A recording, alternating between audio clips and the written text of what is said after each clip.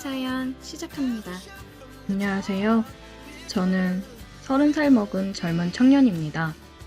몇 년 전 대학을 졸업하고 취업을 했다가 회사가 어려워져서 부득이하게 퇴사를 하게 되어 백수로 살고 있었는데 그런 저에게 행운이 따라올 줄은 몰랐습니다.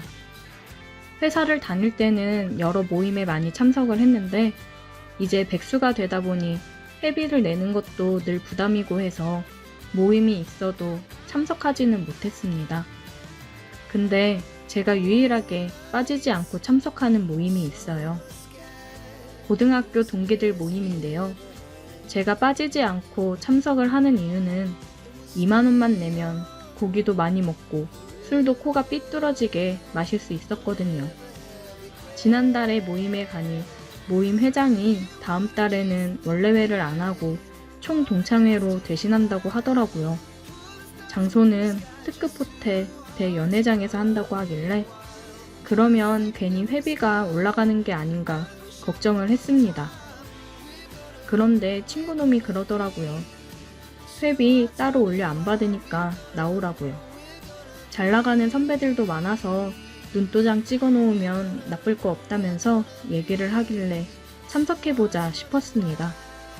그리고 호텔 맛있는 음식을 먹을 생각에 괜스레 들떠 있었습니다. 총 동창회 당일이 되었고 오랜만에 말끔히 손질한 양복을 차려입고 참석을 하였습니다.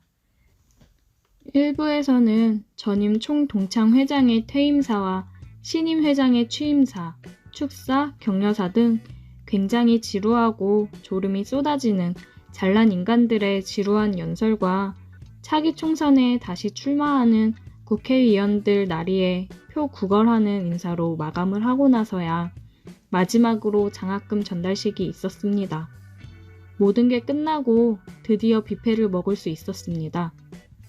사회자가 사람들이 많으니 먼저 선배님들이 식사를 뜨러 가시고 후배들은 천천히 식사를 하라는 당부의 말이 있었지만 배가 고프고 뷔페에 눈이 돌아간 백수인 저는 그런 규칙은 아랑곳하지 않고 여러 접시에 음식을 미리 담아왔고 우리 테이블은 접시를 올려놓고 이야기꽃을 피우며 술을 마셨습니다.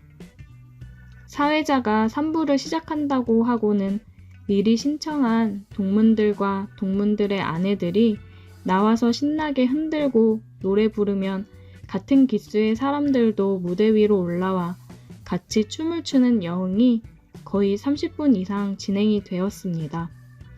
노래가 끝이 나자 초대 가수들의 공연이 시작되었습니다. 젊은 우리들이 좋아하는 가수가 먼저 나와 노래를 2곡 부르고 가고 또 윗 선배들이 좋아할 만한 트로트 가수가 초청되어 노래를 부르니 다들 박수를 치며 좋아하더라고요.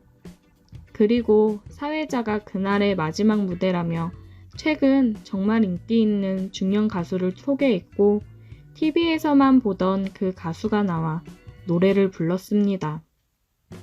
한 곡이 끝이 나자 그 가수는 우리 동문들을 보고는 자기가 노래를 부르면 함께 춤을 추실 한 분을 무대 위로 올라오라고 하더라고요. 저희는 박수를 치며 환호를 하였고 그 가수는 2 손을 들어 조용히 하라는 신호를 하자 조용해졌습니다. 하지만 시간이 지나도 자원해서 무대 위로 올라오는 사람은 없었고 결국 그 가수가 그럼 오늘 아름다운 붉은색 드레스를 입은 앞에 계신 사모님 나와주세요 하고 말하자 앞에서 사회를 보던 선배가 달려가더니 한 여자분을 억지로 모시고는 무대 위로 올려보냈는데 그 여자분이 얼굴을 붉히고 서 있자 남자 파트너도 필요하다고 하면서 열심히 음식과 술을 먹고 있는 저를 보며 손짓했습니다.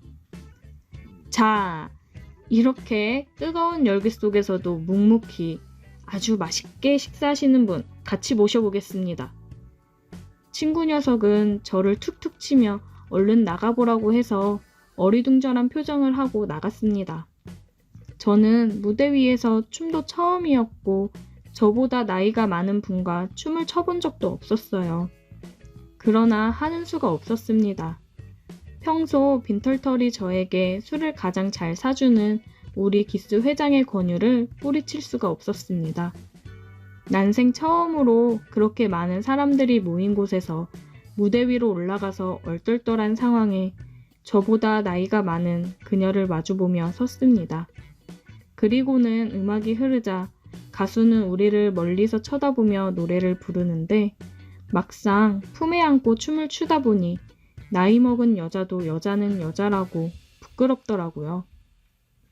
전 무대 반대로 고개를 돌리고 춤을 추자 그 여자도 부끄러운지 같은 방향으로 고개를 돌리고는 다른 남자랑 이렇게 춤을 추니까 떨리네요. 아, 저도 이런 건 처음이라 많이 떨리네요. 오랜만에 참 좋다. 저는 좋다는 그녀의 말에 괜히 심장이 떨려왔습니다. 앞에서 남편이 보고 있을 텐데 내가 이렇게 가까이 앉고 춤을 춰도 되는 건가 싶었습니다. 그리고 그녀는 잘 관리된 피부와 기품 있는 행동에서 제 나이대의 여자들과는 다른 기품이 느껴졌습니다. 그런데 그녀도 제가 마음에 들었는지 저에게 환한 미소를 지으며 저만 들리게 제 귓가에다 이따가 뒤쪽에서 보자며 얘기를 하더라고요. 노래가 끝나고 사람들의 박수 소리에 제정신을 차리고서 자리로 돌아갔습니다. 그녀는 잠시 뒤 자리에서 일어났고 저는 그런 그녀를 뒤따라 쫓아갔습니다. 왔네? 아, 예, 오라고 하셔서. 그쪽 내 취향이어서 한번 만나볼까 하고. 하는 일은? 저 지금 잠시 쉬고 있습니다. 아, 백수? 잘 됐네. 제가 백수인 게 잘 된 건가요? 핸드폰 줘봐. 저는 얼떨결에 그녀에게 핸드폰을 건넸고 그녀는 자기 폰번호를 입력해 주었습니다. 연락할게. 또 보자.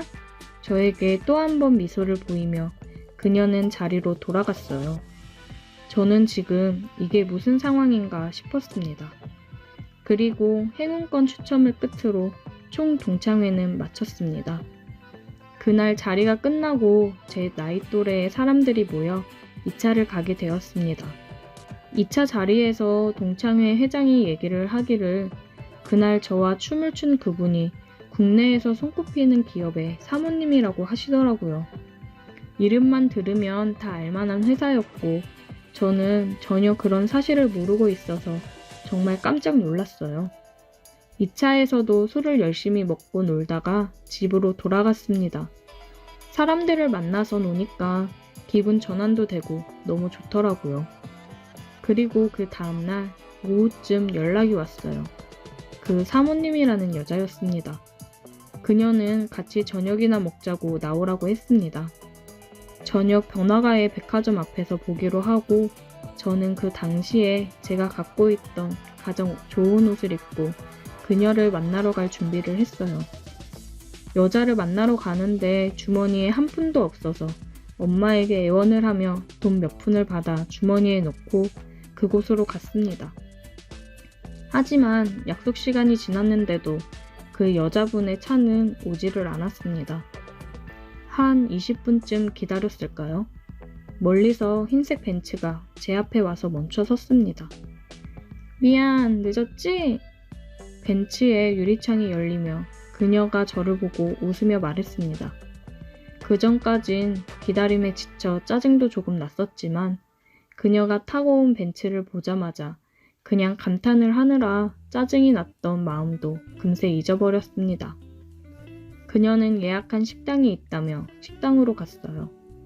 가는데 보니까 서울을 빠져나가서 경기도 외곽 쪽으로 드라이브하며 조금 떨어진 곳으로 가더라고요. 차 안에서도 그녀와 많은 대화를 나누었고 식당에 도착하니 직원분이 나와 차 문을 열어주며 룸으로 안내를 해줬습니다. 직원의 에스코트를 받으며 안내해주는 곳으로 갔고 일렬로 서 있는 직원들이 저와 사모님을 향해 허리를 숙여 인사를 했고 그때의 기분은 뭐라고 말로 표현하기가 힘들었어요. 이런 게 성공한 삶이구나 싶었습니다. 안내해준 룸으로 들어가니 이미 종업원이 고기를 굽고 있었습니다. 우리가 방으로 들어가니 벌떡 일어나서 인사를 하고는 다시 열심히 고기를 굽더라고요. 저희는 마주보고 앉아 고기를 먹으며 처음 보는 비싼 술도 한 잔씩 기울였어요. 서로 간의 이야기를 나누며 공감을 나누었고 저는 나이를 초월해서 그녀에게 호감이 가더라고요. 처음엔 뭔가 떡고물이라도 떨어질 게 없나 싶어서 따라온 건데 대화를 나누다 보니 굉장히 멋지고 재미있어서 그녀가 하는 말 한마디 한마디를 귀 기울여 듣고 있었어요. 그런 제 모습이 귀여워 보였는지 저를 보고 피식 웃으시더니 어쩜 이렇게 보면 볼수록 마음에 드는지.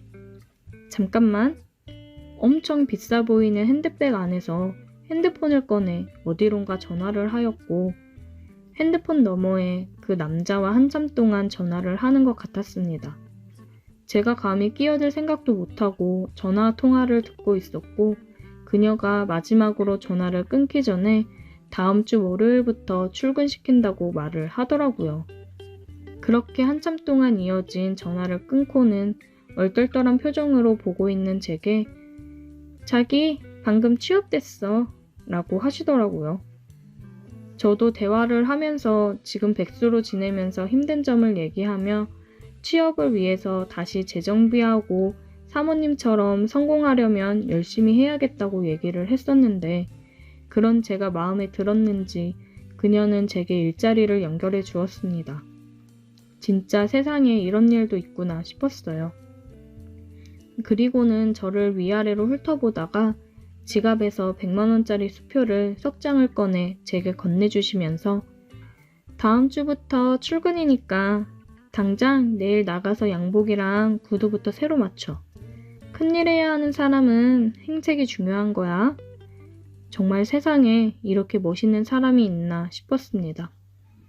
저희 둘은 밤이 늦도록 이야기를 나누고 서로의 감정을 확인했고 그날 밤 늦게 저희 집 앞까지 저를 데려다 주었습니다. 태어나서 이렇게 많은 선물을 받은 것은 처음이었고 어떻게 보답을 해야 할지 감이 오질 않았습니다.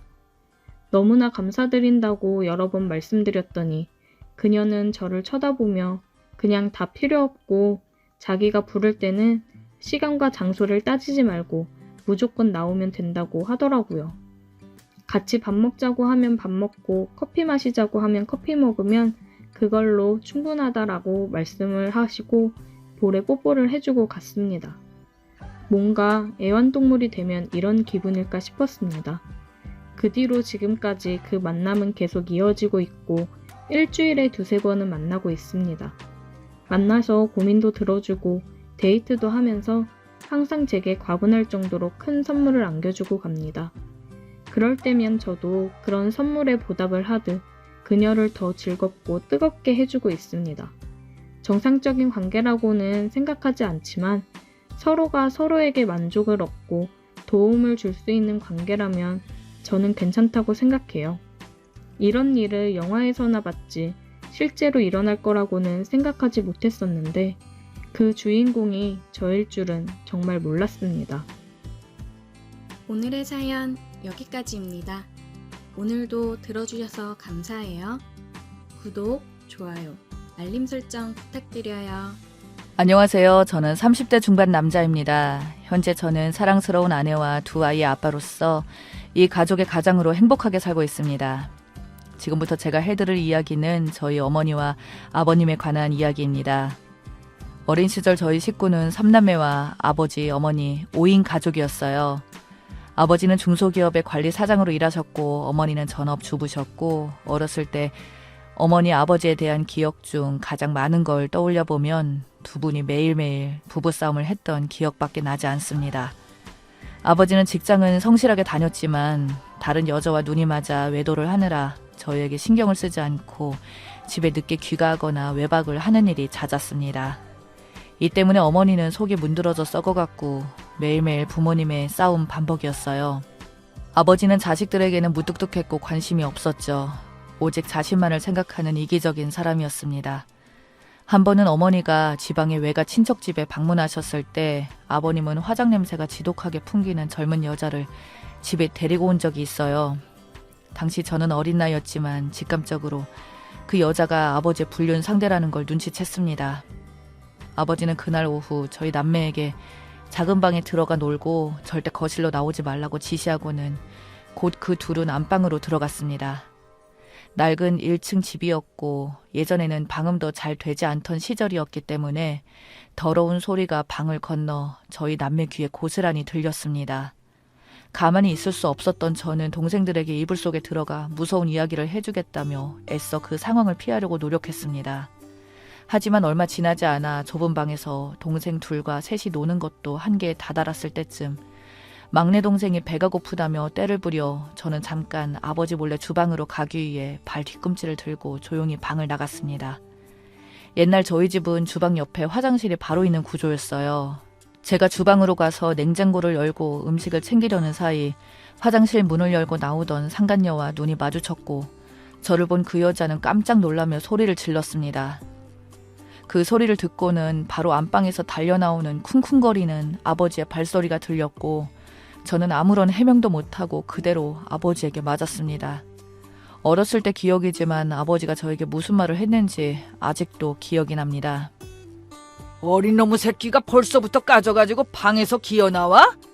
이런 똥물에 튀길 더러운 녀석아. 저는 아버지에게 맞으며 용서해달라고 눈물을 흘리고 빌었고 그런 저를 바라보며 작은 방 문 앞에서 여동생 2명은 엉엉 울었죠. 그 이후로는 기억이 잘 나지 않습니다만 제가 그 순간을 더 이상 기억하기 싫었는지 기억의 필름은 거기까지만 저장되어 있어요. 눈을 떠보니 저는 방에 누워 있었고 눈앞에는 눈물을 흘리는 어머니가 앉아 있었습니다. 어머니는 눈을 뜬 저를 보며 미안하다고 말씀하셨고 지금 생각해봐도 왜 어머니가 저에게 미안해 하셨는지 모르겠어요. 저를 때린 것도 자기 자식들 버젓이 있는 집에 상간녀를 데리고 온 것도 아버지였는데 말이죠. 그날 이후로 아버지는 밤늦게 들어오거나 하루 이틀 안 들어오시더니 언젠가부터 집에 들어오지 않았고 저는 차라리 아버지가 집에 없는 게 더 잘된 일이라 생각했습니다. 아버지만 없으면 집에는 아무런 일도 일어나지 않았거든요. 어렸던 저에게는 아버지가 없으면 집에 돈도 끊긴다는 것도 모른 채 그저 엄마와 동생들과 평온하게 지내는 하루하루가 좋을 뿐이었습니다. 그렇게 몇 달이 흐른 뒤에야 술에 취해 집에 들어온 아버지를 볼 수 있었습니다. 뭐가 그렇게 당당한지 어머니를 한껏 쏘아보며 이혼하자. 앞으로 너와 네 새끼를 꼴도 보기 싫으니 이혼만 해주면 난 내 갈 길 갈게. 라고 하면서 어머니에게 이혼을 해달라는 것이었습니다. 못해 절대로. 내가 누구 좋으라고 이혼을 해? 너하고 그냥 잘 사는 꼴 보기 싫어서라도 이혼 못해. 어머니도 아버지에게 질세라 큰 소리로 쏘아붙였고 결국 싸움까지 벌어지게 되었습니다. 저희 3남매는 아버지 바지가랑이를 붙잡고 어머니를 때리지 말라고 울며 말렸던 기억이 납니다. 자식 셋이 울며 매달리자 짜증을 부리며 나가면서 신발장을 걷어차 부수고 문을 쾅 닫고 나갔습니다. 아버지의 그 마지막 모습도 치가 떨리고 더러웠습니다. 저는 그때를 회상하며 나는 절대 아버지 같은 사람은 되지 않겠다 다짐을 했고 그 이후로는 아버지를 보지 못했으며 그로 인해 생활비도 끊겼습니다. 그때 이후로 어머니는 저희 3남매 먹여 살리겠다고 소일거리부터 막노동까지 몸을 아끼지 않고 일을 찾으셨습니다. 아침에 저희가 눈을 뜨기도 전에 밥상 차려 놓으시고 나가셔서는 저녁 늦게야 녹초가 되어서 집으로 돌아오셨어요. 저 역시 그런 엄마에게 도움이 되어드리고자 두 동생들 학교 가는 거 챙기고 집에 와서도 빨래며 동생들 숙제, 씻고 재우는 것까지 제가 엄마의 빈자리를 대신해야 했습니다. 그럼에도 불구하고 여자 혼자의 힘으로는 돈벌이가 힘들 수밖에 없었죠. 나중에 들은 사실이지만 어머니께서는 너무 힘에 부쳐 아버지 일하는 공장에 찾아간 적도 있지만 공장은 이미 문을 닫고 근처 사장님 말로는 다른 지역으로 이사를 가버려 아버지를 볼 수 없었다고 하더라고요. 그 이후로 저도 고등학생이 되면서부터 아르바이트를 하며 어머니에게 보탬이 되기 위해 열심히 살았습니다. 그 무렵 보증금 500만 원, 월세 50만 원 살던 집이 집주인의 빚으로 인해 경매로 넘어갔고 당연히 저희 식구는 길바닥에 나앉게 되었습니다. 대부분의 물건들과 살림살이는 버리고 처분하고 당장에 옷가방과 책가방만 들고 어머니 친구분 집에 며칠 살게 되었는데 평생 살아보지 못한 깔끔한 아파트여서 들어간 순간 동생들과 동시에 와 하고 탄성이 나왔던 걸로 기억합니다. 어머니 친구분은 부동산 업계 종사자였고 어머니에게 지금 비록 힘들더라도 청약을 넣어서 아파트를 마련하라며 요즘 대출도 많이 나와서 괜찮다고 조언해 주었습니다. 그 이후 어머니는 친구 아주머니의 도움으로 부동산에서 일을 도우면서 돈을 조금씩 모을 수 있었고 점점 돈을 버는 방법을 배우면서 청약을 넣었던 통장으로 서울 변두리의 아파트가 당첨되었습니다. 물론 대부분을 은행에 빚으로 샀다고 하지만 지금 시점에서 생각해보면 남의 말 한 번 듣고 빚 2억 정도를 한꺼번에 받았다는 사실이 정말 위험할 수 있었다는 생각이 듭니다. 하지만 그 이후로 서울의 아파트는 점점 상승세를 이어갔고 불과 2년 만에 아파트 시세가 3억이나 올랐습니다. 어머니는 친구 아주머니와 함께 일을 하면서 이런 것들을 직접 몸으로 겪으며 부동산을 공부하게 되었습니다. 그동안 아침부터 밤 늦게까지 여러 가지 노동으로 고생하던 그 어머니의 눈에 빛이 반짝이며 밤새 공부하는 모습을 본 건 처음이었습니다. 그 이후로 어머니는 부동산을 통해 재산을 모을 수 있었고 그 덕에 저는 뒤늦게까지 못했던 공부를 하며 대학교를 들어갔습니다. 집안 형편이 안정이 되고 여유가 생기면서 2명의 여동생들도 안락한 생활을 할 수 있었습니다. 그리고 저희 3남매는 어머니의 든든한 도움으로 남부럽지 않게 대학까지 나와 사회생활을 하게 되었고 저와 동생들도 다들 성인이 되어 각자 사랑하는 사람들을 만나 가정도 이루며 잘 살게 되었습니다. 그런데 말입니다. 세상에 신은 존재하긴 할까요? 이제 행복만 꿈꾸며 누리면 되는 저희 어머니께서 전혀 생각지도 못했던 큰 병이 찾아왔습니다. 평생을 담배 한번 펴보지 못한 저희 어머니께서 폐암이 찾아왔습니다. 이제 모아두신 돈 천천히 쓰면서 남은 생을 살면 되는데 암이 찾아왔고 저희 동생들과 가족들은 혼란에 빠질 수밖에 없었습니다. 그럼에도 어머니는 우리들에게 나 괜찮아. 너무 그렇게 슬퍼하지 말거라. 사람은 언젠가 죽을 것이고 나에겐 그저 조금 일찍 찾아온 것뿐이란다. 라며 어머니 앞에서 눈물을 흘리는 저를 다독여 주셨습니다. 그렇게 어머니는 대학병원에서 무사히 수술을 받으셨고 치료도 받으시고 퇴원 후에도 꾸준히 통원 치료를 받게 되었습니다. 주로 저와 제 아내가 어머니를 병원에 모시고 다녀왔고 때로는 동생들이 교대로 어머니와 병원을 찾기도 하면서 저희 남매는 2년간 어머니를 극진히 보살펴드렸습니다만 상태가 좋아지셨던 어머니께서 감기에 걸리셔서 알아누우신 이후로 어머님의 상태는 점점 악화되어 더 이상 말도 하기 어려운 정도까지 이르렀습니다. 병원에서도 의사가 준비를 하셔야 한다고 하더군요. 그렇게 어머니는 한 달을 힘들게 더 사시다가 최초 암 진단 후 3년 만에 돌아가셨습니다. 어머니의 장례가 치러지는 동안 친척 지인분들을 다 뵐 수 있었습니다. 그때 아버지의 소식을 알고 계시는 한 지인분을 뵐 수 있었습니다. 아버지의 소식은 전혀 궁금하지 않았지만 아버지께서 아버지에 대한 여러 이야기를 들을 수 있었습니다. 그 양반 바람 피운 여자랑 지방에 내려가 공장도 차리고 한동안 잘 사는 듯 하더니만 어느 순간 그 여자와도 헤어졌다. 그 이후로 사업도 망하고 뭐 돈도 못 버는데 어느 여자가 달라붙겠어. 그 후로도 줄곧 혼자 노숙자처럼 살아오다가 아마 지금도 자기 혼자 쓸쓸하게 지낼 거야. 그렇군요. 저희와는 상관없는 일입니다. 몇 달 전에 만난 적이 있었는데 너랑 여동생들 결혼식 사진을 내가 보여준 적이 있거든? 그걸 보더니 한참 말이 없더라. 그러다가 사진을 자기한테 보내달라 하더라고.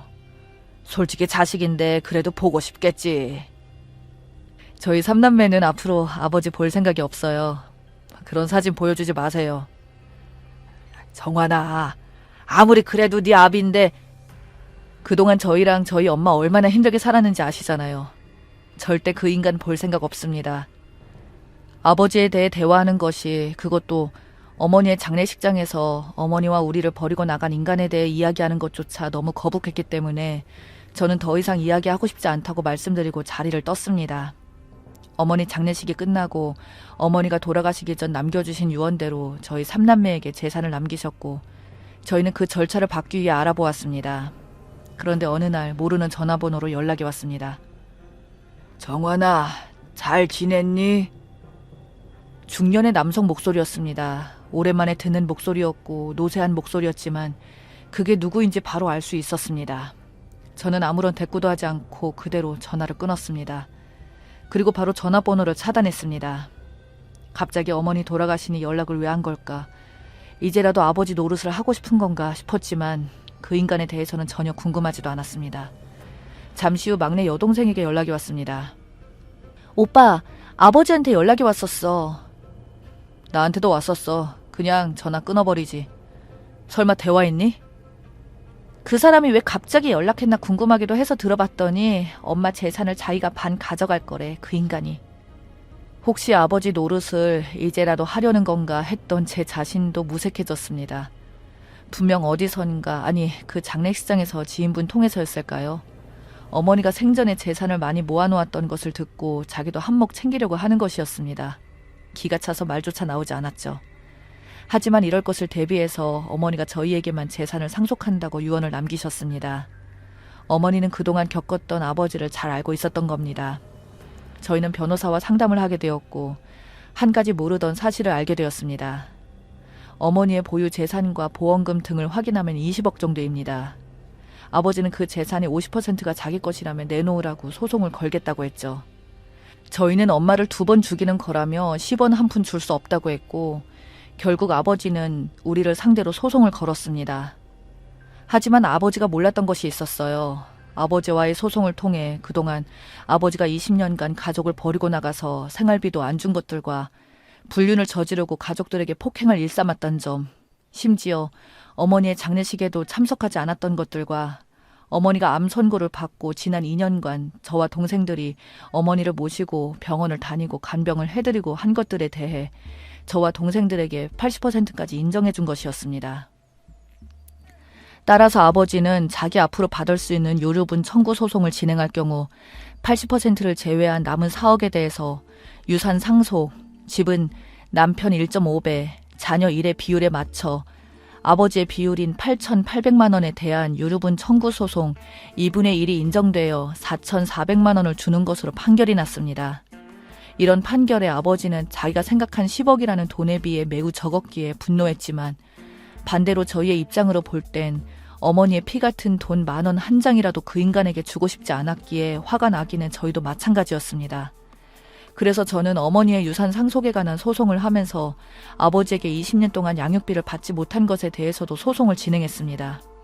불륜을 저지르고 처자식 버리고 나간 아버지라는 인간이 20년 만에 나타나 어머니가 힘들게 벌어놓은 돈에 손을 댄 이상 그냥 가만히 내버려둘 순 없었습니다. 저희 아버지에게 4,400만 원을 돌려주기 전에 양육비 청구 소송을 통해서 어머니의 피땀 어린 소중한 재산을 지키려고 합니다. 끝까지 붙잡고 버틸 수 있는 데까지 버텨보라고 해요. 그게 평생을 자식들을 생각하면서 인간 말종 같은 남편으로부터 자식들을 지켜내고 고생하신 어머니께 해드릴 수 있는 자식들의 마지막 도리라고 생각하니까요. 지금까지 제 사연을 들어주셔서 감사합니다.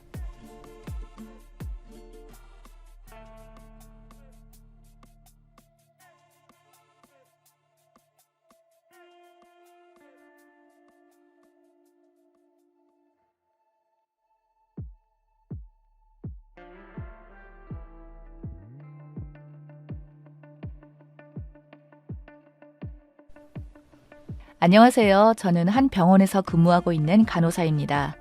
저는 시골에서 남편과 시아버지와 시어머니와 함께 살고 있습니다. 며칠 전 정말 집안을 발칵 뒤집은 이야기를 여러분께 해드리고 싶어서 이렇게 사연을 보내게 되었어요. 저희 시아버지는 부동산 일을 하면서 돈을 버세요. 그러니까 한마디로 건물주라는 거죠. 제가 살고 있는 동네가 토박이들이 많이 살고 있는 곳이고 그곳에서 땅 절반이 시아버지 거니까 동네 사람들이 모를 리가 없었지요.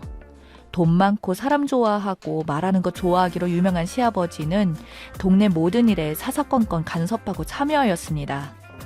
뭔 일만 있으면 항상 초록색 모자에 흰 색깔 나시티에 배바지를 입고 무슨 막대 같은 걸 딱 들고 장군처럼 성큼성큼 걸어서 일을 해결하세요. 한 번은 이런 일이 있었습니다. 저희 동네에서 아주 믿기 힘든 일이 생겼어요.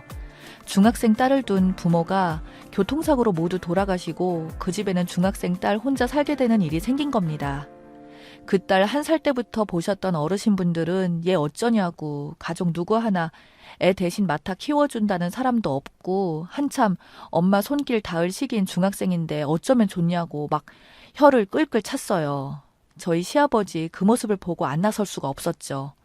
홀로 세상을 헤쳐나갈 그 중학생 아이를 데리고 서점에 가서 책을 10권 넘게 사주고 사계절 입을 옷들을 100만 원 어치와 대학 입학금까지 교육비로 대주겠다고 약속을 하고 집에 오신 겁니다.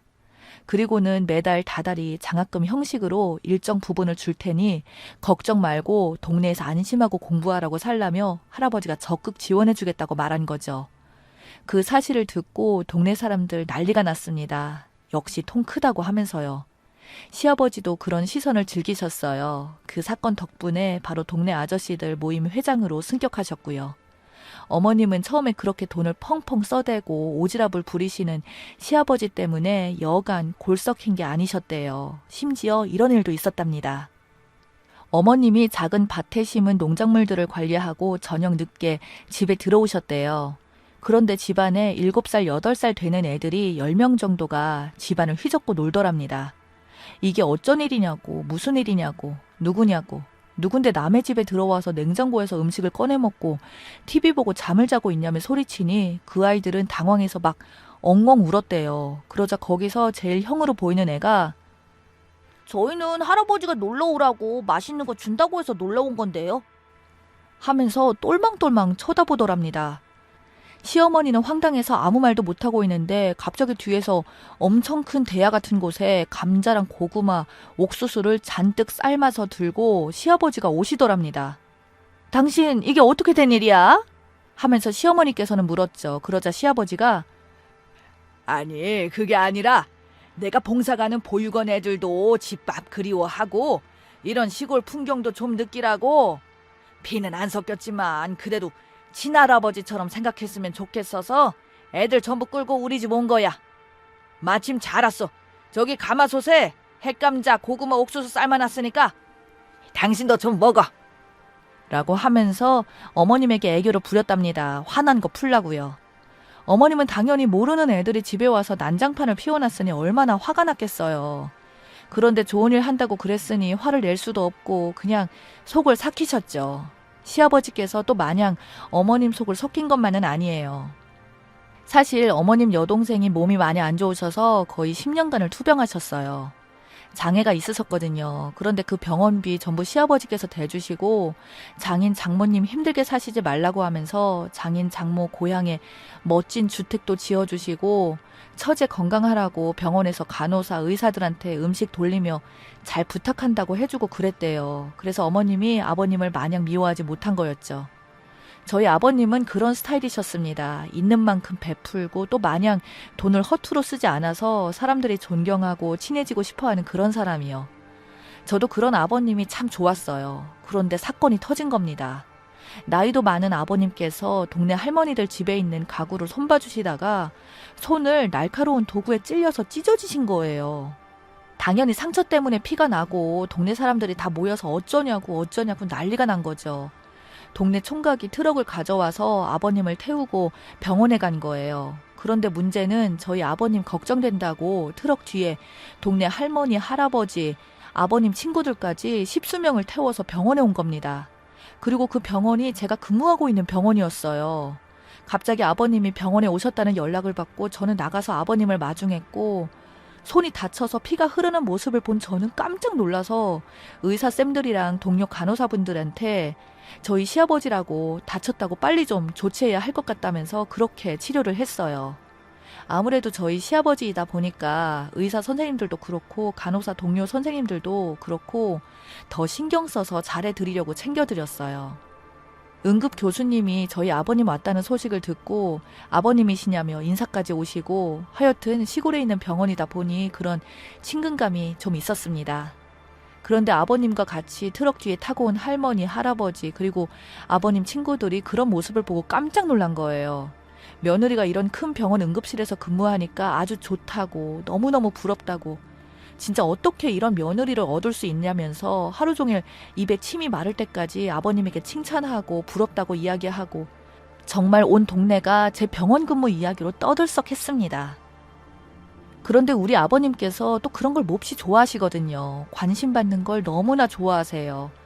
며느리 덕분에 병원에서 치료도 빨리 받고 동네 사람들한테 멋있는 척도 할 수 있으니 너무너무 싱글벙글 기분이 좋아지신 거예요. 만날 때마다 다들 그거 가지고 난리니 얼씨구 좋다고 매일 춤추시고 그러셨어요.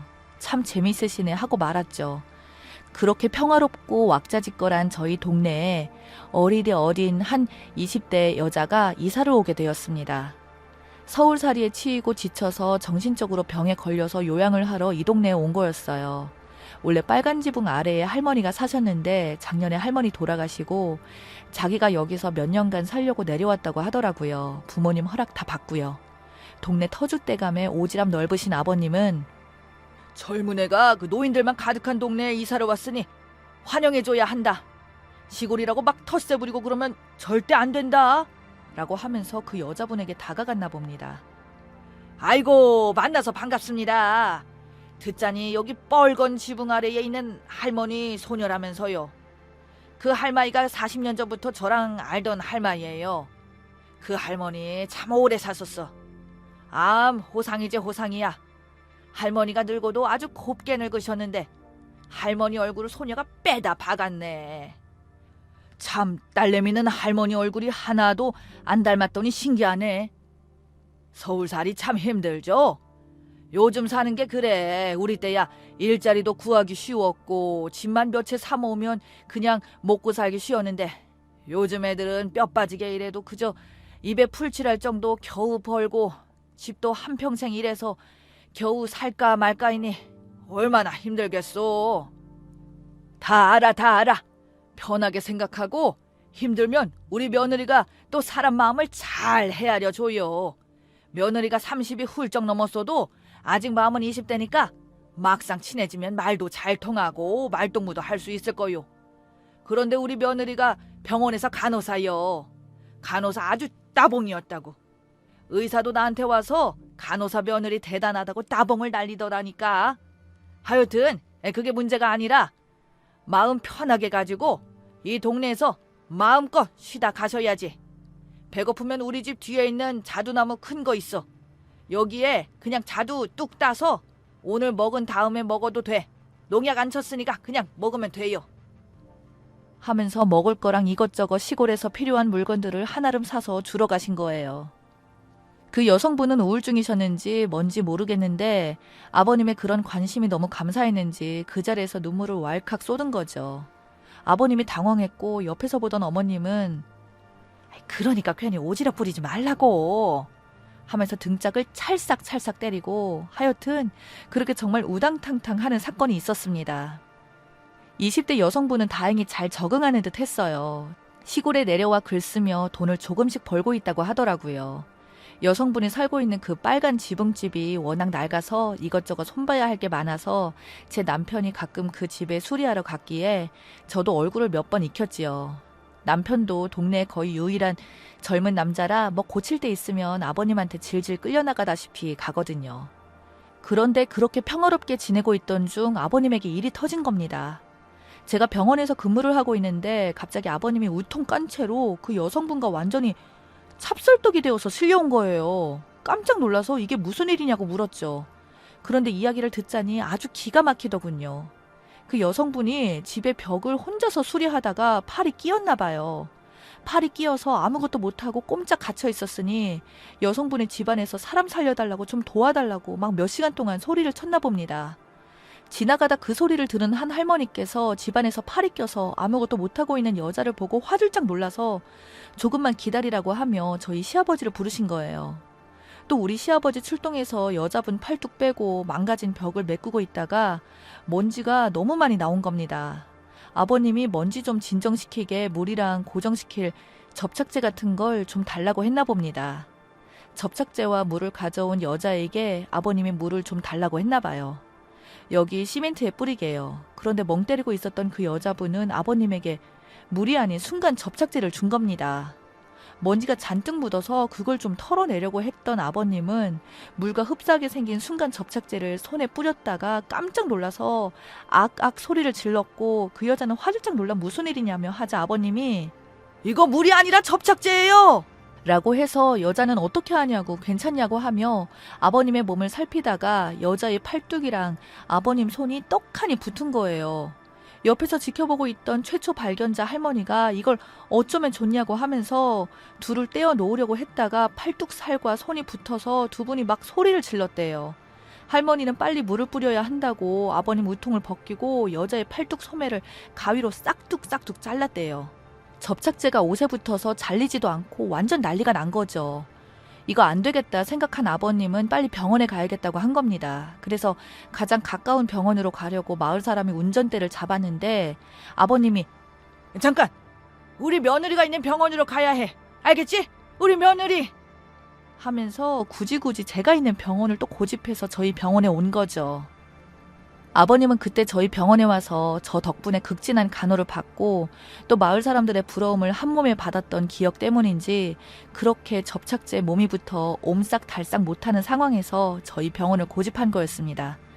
이걸 웃어야 할지 말아야 할지 그렇게 급한 상황에서 저희 병원을 고집하다니 감사하긴 한데 한숨이 나오더라고요. 그 사이 접착력이 번지고 옷에 있던 접착제가 몸통에까지 묻어서 완전히 한 몸이 된 아버님과 그 여성분을 급하게 응급실로 데려와서 접착제 녹이는 약품을 가져와 살살 바르고 겨우 떼어냈습니다. 그 여성분은 너무너무 죄송하다고 순간 정신을 못 차리고 접착제 달라는 줄 알고 물 대신 접착제를 주었다고 하면서 울더라고요. 우리 아버님은 울지 말라고, 사나이는 이런 거 아무 상관없다고, 어차피 다 늙은 할바이가 피부에 접착제 좀 묻었다고 문제될 거 뭐 있겠냐며 아가씨나 걱정하라고 태연하게 위로를 해주셨어요. 저는 그 이야기를 듣고 우리 아버님이 멋지네, 정말 대단하시네 하고 그렇게 치료를 해드렸네요. 다행히 아버님이랑 그 여성분 피부는 크게 찢어지거나 하지 않고 잘 녹여서 떼어드렸습니다. 아버님은 그 와중에도 역시 우리 며느리 최고라며 같이 온 마을 사람들에게 쌍따봉을 날렸네요. 그 사건을 계기로 저와 그 여성분은 말을 트게 되었어요. 우리 아버님 너무 오지랖 넓어서 힘들지 않냐, 불편하지 않냐, 조금 거슬리면 바로 말하고 내가 대신 아버님께 말씀드리겠다라고 하니 여자는 속마음을 꺼내더라고요. 사실 서울에 살 때는 너무 삭막하고 나 말고 아무도 관심이 없었는데 처음으로 날 가족처럼 생각해 주시고 이렇게 챙겨주시는 어른들이 있다는 생각이 들어서 우울증도 많이 호전되고 정말 하루하루 든든하고 행복해서 이 동네로 이사 온 게 정말 내 인생에서 신의 한 수인 것 같아요. 아버님이 항상 말 걸어주시고 먹거리 챙겨주셔서 너무너무 고마워서 어쩔 줄 모르겠어요. 라며 갑자기 눈물을 글썽거리는데 많은 생각이 들더라고요. 우리 아버님의 성격이 누군가에는 웃음과 기쁨을 주고 또 누군가에는 채울 수 있는 에너지가 되겠구나. 마냥 성가시게 볼 것만은 아니구나. 아버님 대단하시고 존경스럽다라는 생각이 들었습니다. 그렇게 그 사건을 계기로 저는 동네에 말동무 친구가 생겼고 마을 사람들과 한 발자국 더 가까워지게 되었어요.